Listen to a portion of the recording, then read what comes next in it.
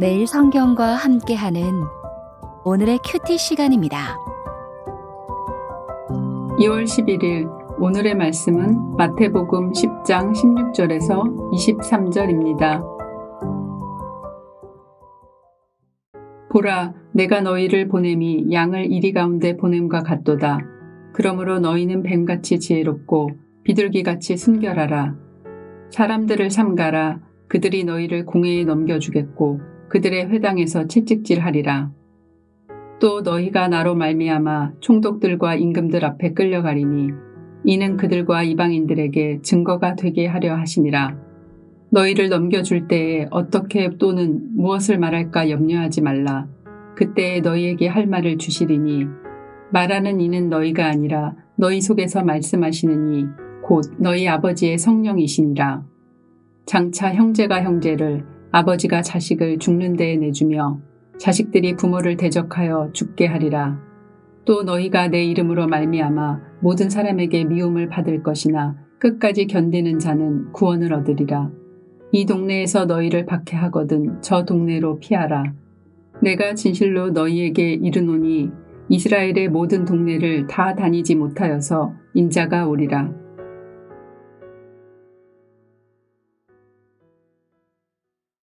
주의 이름으로 평강을 빕니다. 거친 이 세상에서 요구되는 제자도가 소개되고 있습니다. 세상 앞에서 제자들은 지혜롭고 순결해야 하며 염려하거나 두려워하지 않아야 됩니다. 세상의 대적과 미움에 끝까지 견뎌야 합니다. 우리를 도우시는 성령께서 함께 하실 겁니다. 주를 섬기듯 또 우리의 크고 작은 섬김과 수고가 주의 이름을 높이고 명예롭고 또 영광롭게 하는 사역이 될 것입니다. 인자가 다시 오실 때까지 하늘나라를 위한 제자들의 순종과 헌신은 숙명입니다. 그래서 더 철저해야 됩니다.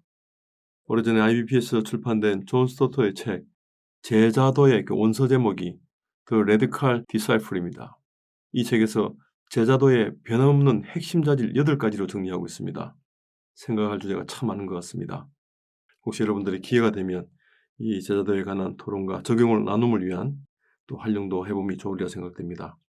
여기서 레디칼은 우리말로 급진적이란 뜻인데 이 어원이 뿌리라고 하는 라틴어 라딕스에서 나왔습니다.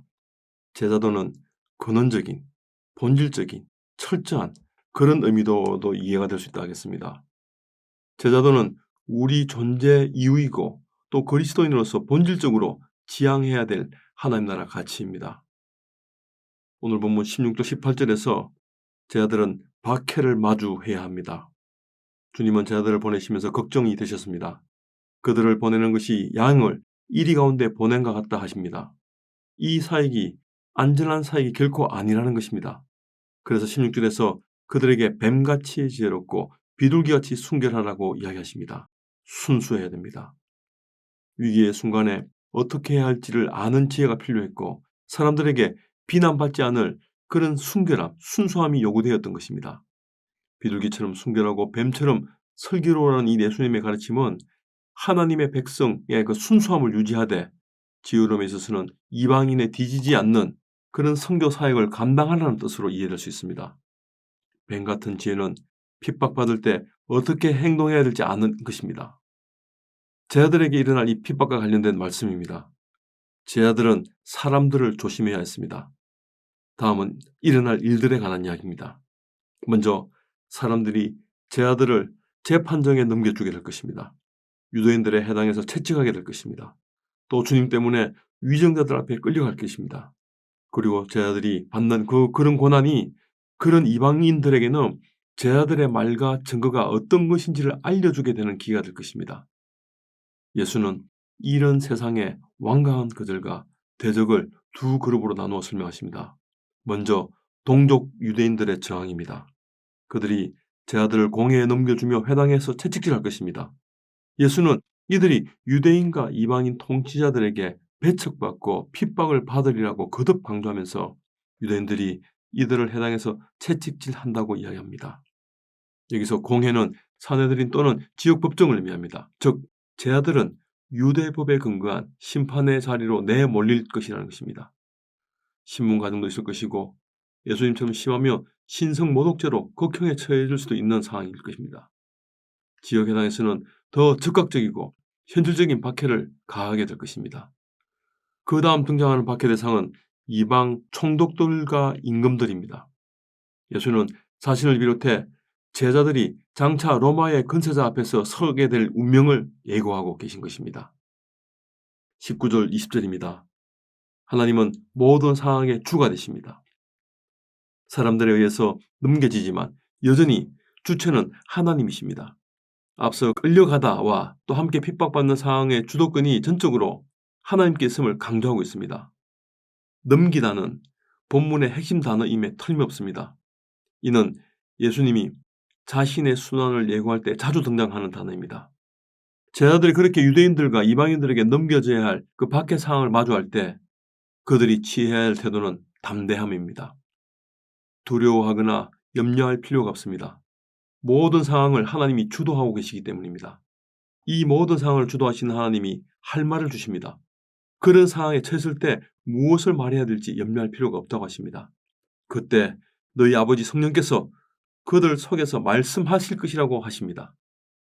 그 현장에 아버지의 거룩한 영이 그들과 함께 하실 것을 약속하신 것입니다. 21절, 23절입니다. 핍박을 끝까지 견뎌야 됩니다. 예수님은 제 아들의 그 경험을 더욱 가혹 상황으로 내몰리게 될 것을 이야기하고 있습니다. 그때에 가족 간의 불화와 고소도 있을 수 있습니다. 그리스도로 인해 가족으로부터 미움을 사고 고발을 당하며 그로 인해 죽을 수 있다는 것입니다. 형제가 형제를 그리고 아버지가 자식을 죽음에 내어주고 자식들이 부모를 죽게 합니다. 죽음에 넘겨주는 대상이 가족이라는 사실은 대단히 참혹한 일입니다. 현재 말씀을 듣는 12 제자만의 문제가 아닙니다. 장차 성도들이 복음의 현장에서 경험하게 될 현실입니다. 가족이 가족의 이론을 핍박과 죽음에 내몰아내는 상황은 종교적 배신의 맥락에서 이해할 필요가 있습니다. 주의 이름으로 인하여 모든 사람들이 미움을 받는 일도 일어날 것입니다. 그것까지 견뎌내야 한다고 이야기합니다. 세상 모든 사람들이 제자들을 미워할 것입니다. 세상이 하늘나라 선포하는 제자를 향해 온통 정오와 적대감으로 가득 차게 될 날이 올 것입니다. 박해가 가족 단위를 넘어서 공동체와 사회 전체로 확장될 것입니다. 예수님이 그랬듯이 그분을 따르는 제자들도 세상의 철저한 거절과 극심한 박해를 받을 것입니다. 제자도가 철저해질수록 이 고난은 더욱더 철저하게 다가올 것입니다. 예수의 이름 때문에 제자들이 받는 폭력적인 세상의 모습입니다. 하지만 이런 상황은 거절하는 세상에 하늘나라를 실현하는 거룩한 과정이라 할 수 있겠습니다. 따라서 제자들은 그런 현실을 잘 견뎌내야 됩니다. 버텨내야 됩니다. 하나님이 이루실 때까지 인내해야 합니다. 한 동네에서 핍박받으면 또 다른 동네로 피하라고 하십니다. 이스라엘의 모든 동네를 다 다니기 전에 인자가 올 것이라고 하십니다. 이스라엘 전체에 복음이 전하기 전에 예수님께서 재림하신다는 뜻입니다. 그러나 여기서 인자의 오심은 마태복음 24장 30절, 44절에서처럼 아마도 성전 파괴를 가리킨다고 볼 수 있겠습니다. 그렇다면 이스라엘 모든 동네를 다 다니지 못하여 인자가 오리라는 이 말씀은 이스라엘 전체에 복음이 전하기 전에 이스라엘이 멸망할 것이라는 뜻입니다. 제자들이 복음을 전하며 핍박을 받기도 하고 또 그렇게 피하기도 하다 보면 주님께서 그들에게 임하실 것입니다. 주님 재림하기 전에 그들이 죽지 않을 것을 말씀하는 것이 아닙니다. 끝까지 견뎌낼 때 보상받을 것을 약속하시는 위로의 말씀입니다. 이스라엘 향한 주님의 사역은 아직도 진행되고 있습니다. 이런 말씀을 듣는 제 아들의 마음은 무거웠을 것입니다. 그러나 그분의 제자가 되는 것이 쉽고 아니하는 길이 아니란 것을 알게 된 것입니다. 그분을 따르는 제자들의 길은 쉬운 길이 아니고 또 안주할 수도 없습니다. 그 섬김으로 인한 비용을 각오해야 하는 것입니다. 그것이 제자도이고 그것이 주님을 따르는 길입니다. 함께 기도하겠습니다.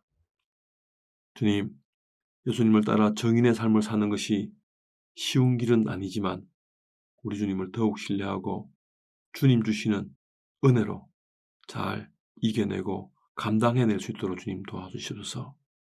더 철저하고 더 본질적인 사역에 집중할 수 있는 저와 우리 몸된 교회 공동체들이 될 수 있도록 주님 인도하여 주시고, 보내시는 분이 누구신지 더 잘 알고 배우며 보낸 받은 자답게 이 땅의 임무로 하늘 소망을 잃지 않는 그런 제자들의 공동체의 삶이 될 수 있도록 주님 인도하여 주시옵소서. 감사드리며 예수님의 이름으로 기도드립니다. 아멘.